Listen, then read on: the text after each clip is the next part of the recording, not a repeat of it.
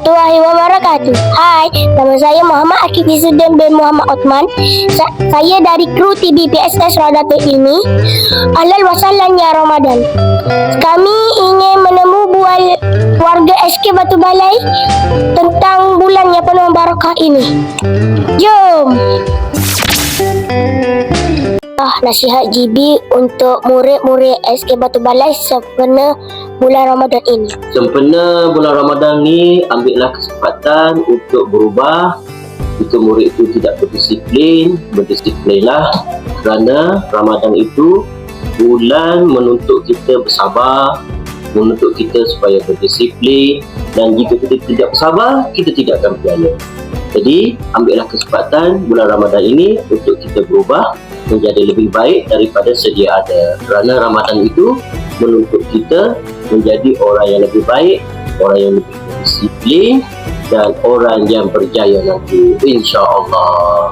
Okay, terima kasih GB. Okay, sama-sama, jumpa lagi. Assalamualaikum Ustaz. Waalaikumsalam warahmatullahi wabarakatuh. Apa khabar? Khabar baik.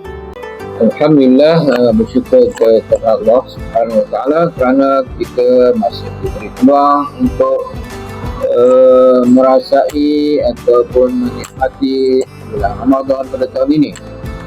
Jadi apabila menempuh bulan Ramadan, amalan seharian kita mungkin berubah.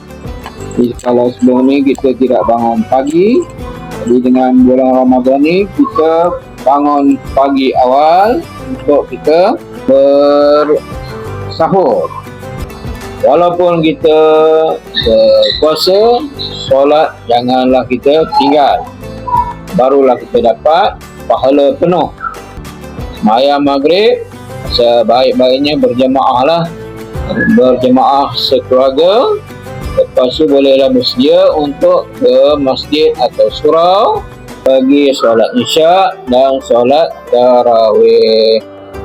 Lepas tu habis solat tarawih kita berniat pula untuk berpuasa pada esok hari. Itulah tips ataupun panduan untuk kita menjalani ibadah puasa pada tahun ini. Sekian, wassalamualaikum warahmatullahi wabarakatuh. Okey, terima kasih Ustaz. Sama-sama.